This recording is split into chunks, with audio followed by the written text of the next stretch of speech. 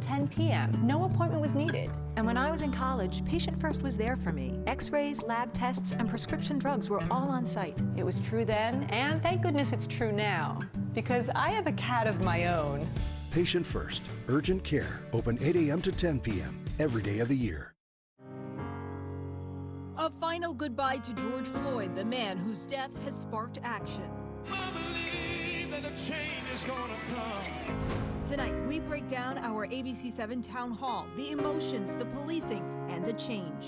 We can't afford to have another one of these incidents tonight or tomorrow night. Plus, he helped change the racial divide in Alexandria, first as a Titan and then as a police chief. We have not progressed to the point where we've changed our institutions. His thoughts about what's happening now and his one regret. And right now at 11 o'clock, George Floyd laid to rest after a powerful 4-hour-long funeral in Houston. There were messages from leaders about the impact of Floyd's life and his death in police custody. George's brother delivered a very personal eulogy that was televised nationwide. I want justice for my brother. That's Big Floyd. Everybody know who Big Floyd is now. I thank God for giving me my own personal Superman. Rest in peace, George! You could hear that man yelling, "Rest in peace, George." The final services were private, but strangers lined up to give one more farewell as Floyd was taken to be laid to rest beside his mother.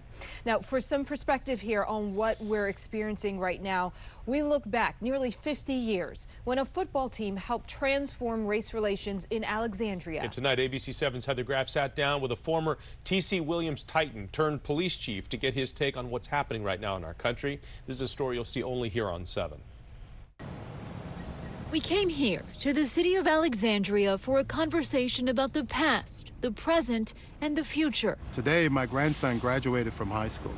What is the world going to look like for him? And as Earl Cook searches for the answer to that question, he finds himself looking back to his own high school years at T.C. Williams. I was a rising junior. In 1971, he was a member of TC's newly integrated football team. I don't care if you like each other or not, but you will respect each other. A team whose story was told in the film Remember the Titans. I come to win.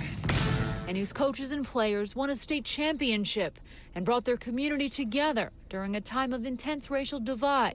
Growing up in this city, I was such a beneficiary of civil rights activists. Earl then went on to become the city's first African-American police chief, a job he held for 7 years until his retirement in 2016. I'm told by society to be proud you're the first black one, which is automatically opposing the thought that compared to what? To a white standard? Black Lives Matter! So when he talks about racism and watches protests now happening nationwide over the death of George Floyd, Earl once again finds himself looking back. Regrets because I was in a position to affect change. I attempted to affect change. But in hindsight, I wasn't bold enough. I wasn't nearly bold enough. As for the future, he believes the work ahead will be difficult. What you really need is reform and reset police departments. We have not progressed to the point where we've changed our institutions. They are exactly at the place they were when I was a teenager. But Earl has faith in the next generation. The young people, like my grandson, is the answer. And perhaps one day they too will be remembered as Titans. And that's what gives me hope. Heather Graff, ABC7 News. An update tonight from Prince George's County as the school board could vote Thursday on whether or not to remove armed officers from schools. A letter sent home to families says the district will mandate implicit bias and cultural training for security and school resource officers. When it comes to those resource officers, we've learned the police department pays for that staffing, not the school system. We'll let you know what comes out of that meeting this week. And in about 10 minutes, we're going to show you Prince George's County Executive Angela Alsobrooks' answer to my question, does she support defunding police? It was part of tonight's ABC7 Town Hall, The Racial Divide, Time for Change.